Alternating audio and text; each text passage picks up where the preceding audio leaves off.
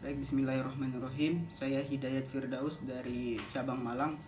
Kali ini saya akan mereview kembali materi dari Kanda Muhammad Arbayanto dengan tema refleksi ideologi politik organisasi, strategi dan taktik dalam perspektif teoritis dan praktis.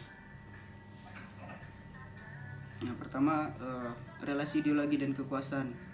Dalam beberapa pendapat seperti diantaranya yang pertama ada Dahlan Ranu Wiharjo, dia mengatakan relasi ideologi dan kekuasaan adalah seperangkat ajaran-ajaran atau gagasan-gagasan berdasarkan suatu pandangan hidup untuk mengatur kehidupan negara masyarakat di dalam segi-seginya, serta yang disusun di dalam sebuah sistem berikut aturan-aturan operasionalnya.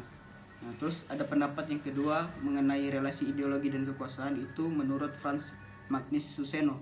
Dia mengatakan bahwasannya ideologi tidak hanya berbicara mengenai ide dan gagasan, tetapi ada dimensi lain, yaitu internalisasi pada individu atau sekelompok, sehingga ideologi tersebut menjadi ruh atau jiwa bagi mereka dalam melakukan aktivitas. Nah, ada beberapa varian atau macam-macam ideologi dalam dunia. Seperti diantara yang pertama adalah sosialisme, di mana sosialisme ini adalah serangkaian tata nilai sistem ekonomi dan sosial yang ditandai dengan kepemilikan sosial atas alat-alat produksi dan manajemen mandiri pekerja. Kepemilikan sosial dapat berupa kepemilikan negara, kolektif, koperasi, atau kepemilikan sosial atas ekuitas. Nah, yang kedua ada liberalisme, di mana liberalisme adalah sebuah ideologi, pandangan filsafat dan tradisi politik yang didasarkan pada pemahaman bahwa kebebasan dan persamaan hak adalah nilai politik yang utama, di mana secara umumnya liberalisme ini mencita-citakan suatu masyarakat yang bebas, dicirikan oleh kebebasan berpikir bagi para individu.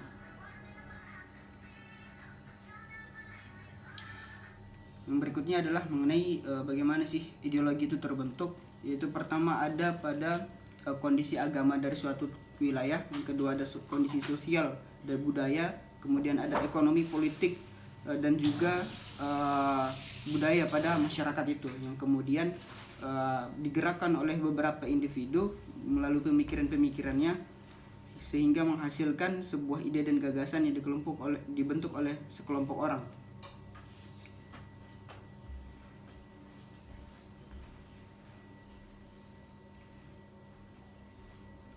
Nah, yang kemudian ideologi di dalam HMI itu adalah ideologi perjuangan, yaitu tercantum pada nilai-nilai dasar perjuangan dari bab 1 hingga bab 7 pada nilai dasar perjuangan HMI begitu ya. Kemudian ada politik dalam organisasi, itu ada struktural dan juga kultural.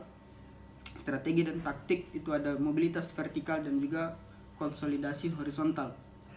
Aspek ideologi, yang pertama pada Quran surah Al-Maidah ayat 3, yaitu pada hari ini telah kusempurnakan untuk kamu agamamu dan telah kucukupkan kepadamu nikmatku dan telah kuridhoi Islam itu jadi agama bagimu.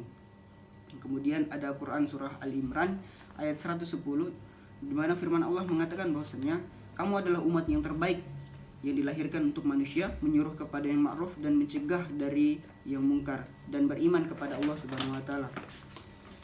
Nah, ada aspek politik dalam konsep dasar praktik perjuangan HMI, itu dijelaskan pada NDP bab 6 paragraf keempat mengatakan negara adalah bentuk masyarakat yang terpenting dan pemerintah adalah susunan masyarakat yang terkuat dan berpengaruh.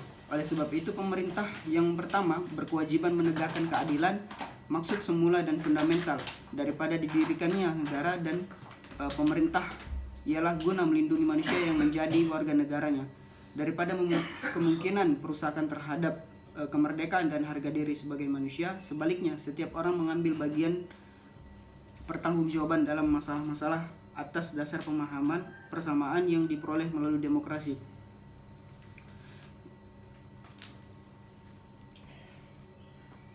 Kemudian ada varian utama kelompok kepentingan, di mana seluruh kebijakan yang dikeluarkan oleh penguasa itu dipengaruhi oleh beberapa lingkungannya.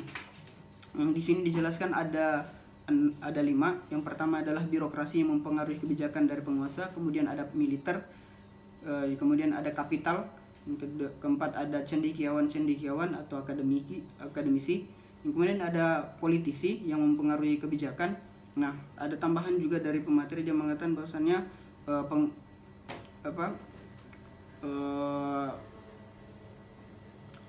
wirausaha itu juga mempengaruhi. Nah, yang kemudian menjadi persoalan adalah ketika bagaimana HMI mampu untuk memberikan perannya untuk terlibat aktif dalam memberikan kebijakan itu kepada penguasa adalah dengan melalui kaderisasinya begitu.